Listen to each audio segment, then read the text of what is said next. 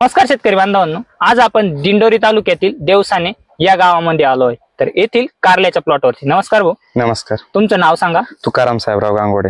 कारल्याची शेती तुम्ही किती दिवसापासून करता? 2 वर्षापासून करतो। तर दरवर्षी कारल्यामध्ये तुम्हाला काय प्रॉब्लेम जाणून यायचा? व्हायरसचा प्रॉब्लेम जास्त जाणून येतो। तर तुम्ही त्यासाठी सायंट केमिकलचं कोणतं प्रोडक्ट वापरलं? डॉप वापरला।